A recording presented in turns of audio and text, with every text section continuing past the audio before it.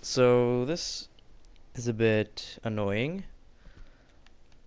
So this is my previous design. Pretty crazy, pretty compact, lots of stuff going on here.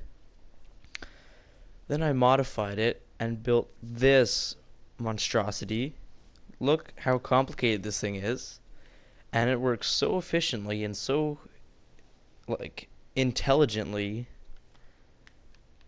And it still doesn't work. It still doesn't fix the problem. Okay, so first of all, this is binary, of course, binary calculator. So let's try 1 plus 1. Great, equals 10. Perfect. And if we subtract it, yeah, good. Looking good. And then we take that away. Perfect. What about 10 plus 10? Yes, it equals 100. That is great, right? But then look, when I deactivate that one for some reason, it activates this one. And if I go back here, it's like impossible to get in here even. So deactivating that middle one would activate this. And then what? What happens when you do that? It would trigger, push that out. Yeah, it would push that out. And that's just about everything that would happen. And it's because of these observers, and then it messes the whole thing up. That's why I built that little button, just so I could turn that thing off. And if I turn off that one, it's fine. Like, what is going on here? Let's just try 100 plus 100. Looks good. And then we retract it. Looks good. Also, you have all of those activated, and you add. So this is 111 plus 1. No, it doesn't equal 100. It equals 1000. And this light is supposed to turn on, and this one's supposed to turn off. Ah, I'm literally so close to making this thing work. And I want it to work. I'm gonna keep working on it though. I have to. And I think to do that, I'm just going to create a whole new design. And this time I'm gonna do it the easy way. Which is not the best way, because this way, the way that didn't work, was trying to make it one wide and tileable. But also, I wanted to make sure that if you were to deactivate stuff, it would recalculate this bottom section here. Yeah, I'm not going to do that. I'm just going to do this the easy way this time. I always start off the same way though, detecting when these lamps have been activated. And what did I do here? I'm just going to copy what I did for this section. Because it looks like I did something pretty smart. Although, yeah, no, this would definitely work. So, not a dispenser. I want a dropper. So dropper right there. And then we just have to detect it. Hold on. The observer. And actually, I'm going to grab that hopper. The reason we use a hopper is because hoppers can actually be powered and unpowered, and observers can detect that, which is really nice. And so, we detect that through this bottom one here, which goes into, it looks like I'm just powering off to the side, like that. And then what needs to do, have a repeater. And what did I do here? No. No. Much easier way to do this. Let's put it straight into there and then move that over there. So we activate it once. 1 plus 0 is 1. And 1 plus 0 is 1. And 1 plus 1 should be 10. So we'll have to find a way to do this now. So in order to do that, we can actually probably do this really simply. Just by doing this, and then a dropper, and hopper, oh, like so.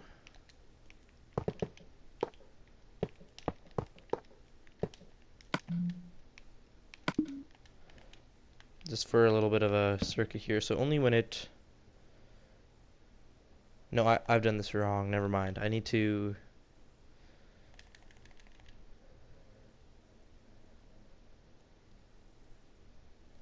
Right, yeah, no, it has to be here.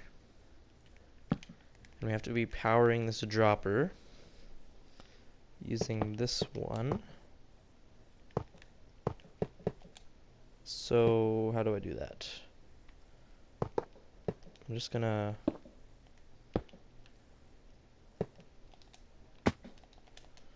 slide this over then.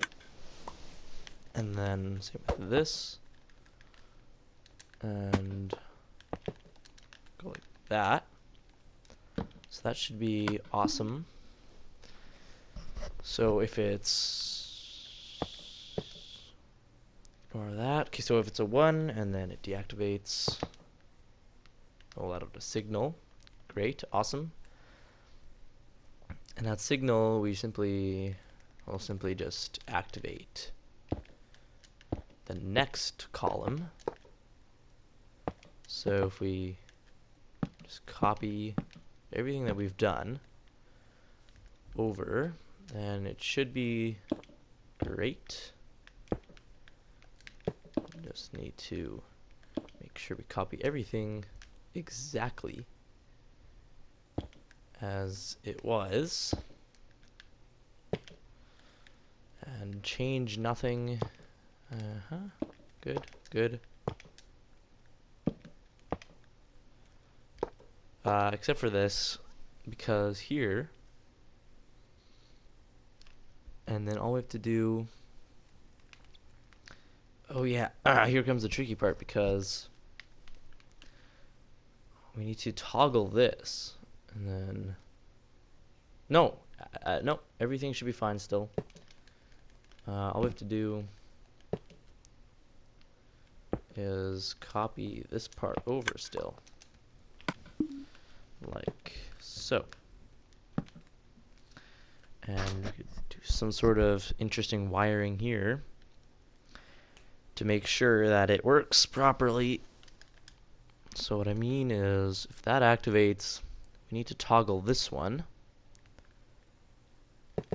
So we need to loop the signal. Let's grab the piston real quick. And now I'll trigger this observer. Triggering, nope. Triggering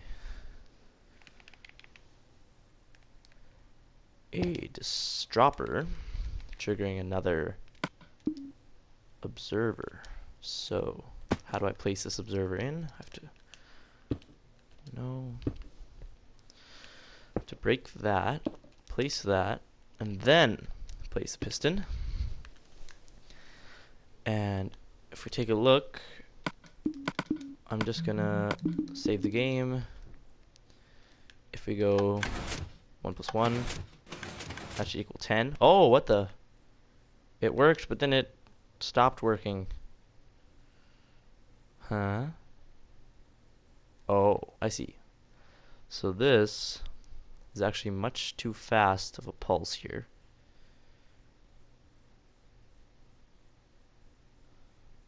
So, looks like a simple problem fix. Just have to go like that.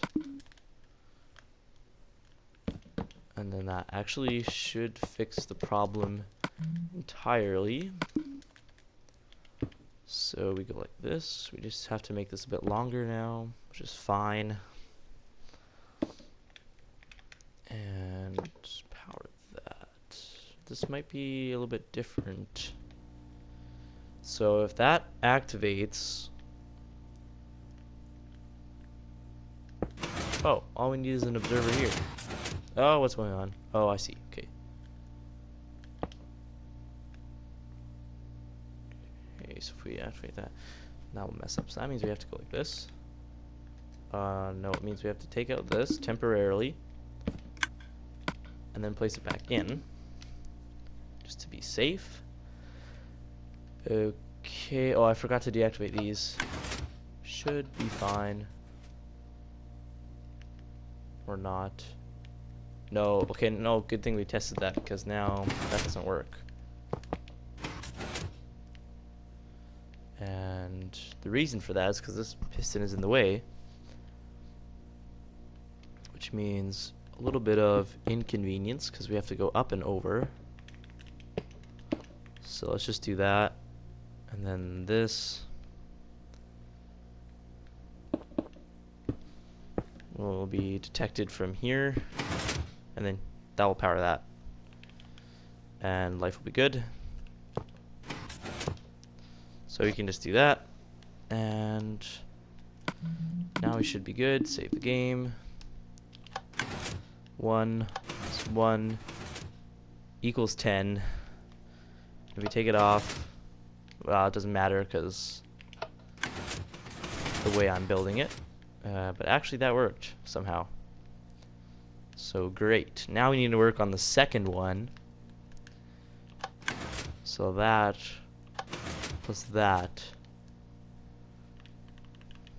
needs to equal, well, the next one. So I have to copy it over once more. Alright, so the third segment is done. I'm actually going to do this probably 6 times at least. So I'll cut ahead to when that's done. My binary calculator has been completed, and check it out, it's one lamp after another, so it's not like that one where every digit is separated. Everything's all nicely together, and if we check it out, well, first of all, what went wrong with this one? Besides the fact that it looks so awesome, like too awesome, like look how awesome this looks. No, but what went wrong here was that, let's say you had all of these activated, and you added one more. It doesn't do it all the way, so let's try that out. Let's just do it with the 3. So 1, 2, 3. Add one more. Check it out, it works. Look at that, awesome. 111 plus 1 is 1000 in binary, and it works. That's awesome. If I just deactivate all those, it will mess up when deactivating, but that's fine. And I'm just gonna check to make sure that this is working. It's not, so I can fix that and figure out why it's not working, because I don't know why it wouldn't be. And I know why, because there's no item on the inside of here. Now it should be working. I'm just going to deactivate these two. Try it again. Watch this. 1 plus 1. Yes, look at that. Binary calculator for the win. Alright, let's do the ultimate calculation. Perhaps. Let's see if this works even. Plus 1.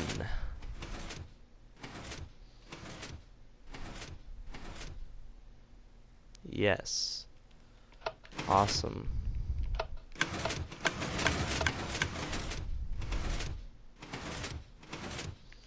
And let's try, what is this? 10,000 plus 1, 10,001 plus that. It works. Okay. This machine works. See, right there. Works. Awesome. I love it. And yeah, it doesn't work when you try and turn it off. It does some crazy stuff, but now it's fixed. So yeah, it works, and you can expand it infinitely, make it as big as you want. The reason I was trying to do it this way